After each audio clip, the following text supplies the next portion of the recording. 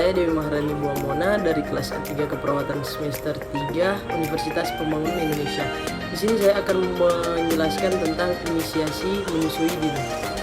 Inisiasi menyusui dini atau IMD adalah kegiatan menyusu dalam 1 jam pertama setelah bayi lahir. Inisiasi dini juga bisa diartikan sebagai cara bayi menyusu 1 jam pertama setelah lahir dengan usaha sendiri, dengan kata lain menyusu bukan disusui. Cara bayi melakukan inisiasi menyusui dini ini dinamakan the breast crawl atau merangkak mencari payudara menurut Mario Winani 2012. Prinsip inisiasi menyusui dini adalah cukup mengeringkan tubuh bayi yang baru lahir dengan kain atau handuk tanpa harus memandikan, tidak membungkus atau bedong, kemudian meletakkannya ke dada ibu dalam keadaan tengkurap sehingga ada kontak kulit dengan ibu. Selanjutnya beri kesempatan bayi untuk menyusu sendiri pada ibu pada 1 jam pertama kelahiran. Manfaat inisiasi menyusui dini untuk ibu: yang pertama, sentuhan dan hisapan payudara ibu mendorong keluarnya oksitoksin. Untuk bayi, bersentuhan dengan ibu memberikan kehangatan, ketenangan sehingga napas dan denyut jantung bayi menjadi teratur. Manfaat secara psikologis: yang pertama, adanya ikatan emosi atau emotional bonding. Yang pertama, hubungan ibu bayi lebih erat dan penuh kasih sayang. Yang kedua, ibu merasa lebih bahagia. Yang ketiga, bayi lebih jarang menangis. Yang keempat, ibu berperilaku lebih peka. Yang kelima, lebih jarang menyiksa bayi. Manfaat secara psikologis yang kedua dalam perkembangan yaitu anak menunjukkan uji kepintaran yang lebih baik di kemudian hari. Persiapan melakukan inisiasi menyusui dini. Yang pertama, pertemuan pimpinan rumah sakit, dokter kebidanan, dokter anak, dokter anestesi, bidan, tenaga kesehatan yang bertugas di kamar bersalin, kamar operasi, kamar perawat ibu melahirkan untuk mensosialisasikan rumah sakit sayang bayi. Yang kedua, melatih tenaga kesehatan terkait yang menolong, mendukung ibu menyusui termasuk menolong IMD yang benar. Yang ketiga, setidaknya antenatal atau ibu hamil 2 kali pertemuan tenaga kesehatan bersama orang tua, membahas keuntungan ASI dan menyusui, tata laksana menyusui yang benar. IMD termasuk inisiasi dini pada kelahiran dengan obat-obatan atau tindakan. Yang keempat, di rumah sakit sayang ibu, IMD termasuk langkah keempat dari 10 langkah keberhasilan menyusui. Tata laksana inisiasi menyusui dini. Menurut Depkes 2009, dalam buku pedoman pelaksanaan program rumah sakit sayang ibu dan anak, tata laksana IMD yaitu: yang pertama, dianjurkan suami atau keluarga mendampingi ibu saat persalinan. Yang kedua, disarankan untuk tidak atau mengurangi penggunaan obat kimiawi saat persalinan. Dapat diganti dengan cara non-kimiawi, misalnya pijat atau aromaterapi atau gerakan. Yang ketiga, biarkan ibu menentukan cara melahirkan yang diinginkan, misalnya melahirkan normal, di dalam air, atau dengan jongkok. Yang keempat, keringkan bayi secepatnya kecuali kedua tangannya. Pertahankan lemak putih alami atau vernix yang melindungi kulit baru bayi. Yang kelima, bayi ditengkurapkan dada atau perut ibu. Biarkan kulit bayi melekat dengan kulit ibu. Posisi kontak kulit dengan kulit ini dipertahankan minimum 1 jam atau setelah menyusu awal selesai. Keduanya diselimuti, jika perlu gunakan topi bayi. Yang keenam, biarkan bayi mencari puting susu ibu. Ibu dapat merangsang bayi dengan sentuhan lembut, tetapi tidak memaksa bayi ke puting susu. Yang ketujuh, ayah didukung agar membantu ibu untuk mengenali tanda-tanda atau perilaku bayi sebelum menyusu.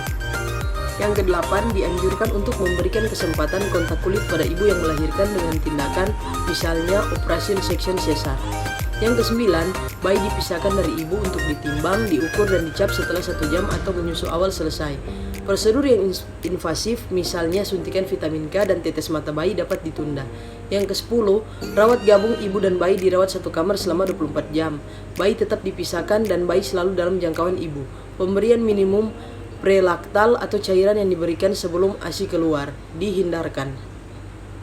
Inisiasi menyusui dini yang kurang tepat. Pada umumnya, praktik IMD yang kurang tepat menurut Rosselli 2008 adalah sebagai berikut. Yang pertama, begitu lahir, bayi diletakkan di perut ibu yang sudah dialasi kain kering. Yang kedua, bayi segera dikeringkan dengan kain kering, tali pusat dipotong lalu diikat. Yang ketiga, karena takut kedinginan, bayi dibedong dengan selimut bayi. Yang keempat, dalam keadaan dibedong, bayi diletakkan di dada ibu atau tidak terjadi kontak dengan kulit ibu. Bayi dibiarkan di dada ibu atau bonding untuk beberapa lama, 10-15 menit, atau sampai tenaga kesehatan selesai menjahit presneum. Yang kelima, selanjutnya diangkat dan disusukan pada ibu dengan cara memasukkan puting susu ibu ke mulut bayi. Yang keenam, setelah itu bayi dibawa ke kamar transisi atau kamar pemulihan recovery room untuk ditimbang, diukur, dicap, diazankan oleh ayah, diberi suntikan vitamin K, dan kadang diberi tetes mata. Faktor-faktor yang mempengaruhi pelaksanaan IMD. Yang pertama, kesiapan fisik dan psikologi ibu. Yang kedua, tenaga atau pelayan kesehatan. Yang ketiga, bayi akan kedinginan. Keempat, ibu kelelahan. Kelima, kurang dukungan suami dan keluarga. Keenam, kamar bersalin atau kamar operasi sibuk.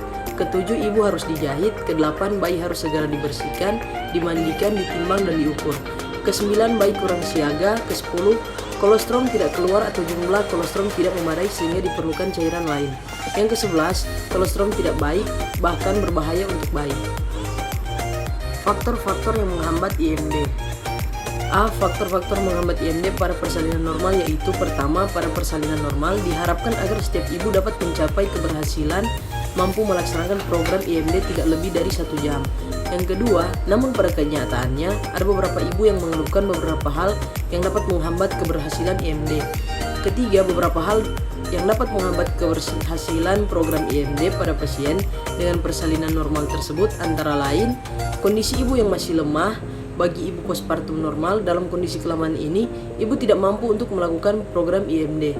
Yang kedua, ibu lebih cenderung suka untuk beristirahat saja daripada harus kesulitan membantu membimbing anaknya untuk berhasil melakukan program IMD. Tahapan perilaku bayi dalam IMD. 30 menit pertama. Dalam 30 menit pertama merupakan stadium istirahat atau diam dalam keadaan siaga atau rest with alert stage. 30-40 menit. Pada masa ini, bayi mengeluarkan suara, gerakan mulut seperti mau minum, mencium, dan menjilat tangan. Bayi mencium dan merasakan cairan ketuban yang ada di tangannya. Ketiga, mengeluarkan air liur. Saat menyadari bahwa ada makanan di sekitarnya, bayi mulai mengeluarkan air liurnya. Yang keempat, bayi mulai bergerak ke arah payudara. Yang kelima, menemukan, menjilat, mengulum puting, membuka mulut lebar, dan melekat dengan baik. Bagi kalian yang ingin melanjutkan pendidikan ke perguruan tinggi, saya merekomendasikan Universitas Pembangunan Indonesia yang terdiri dari beberapa fakultas, salah satunya Fakultas Keperawatan yang sudah terakreditasi B. Demikian penjelasan dari saya tentang inisiasi menyusui dini. Terima kasih.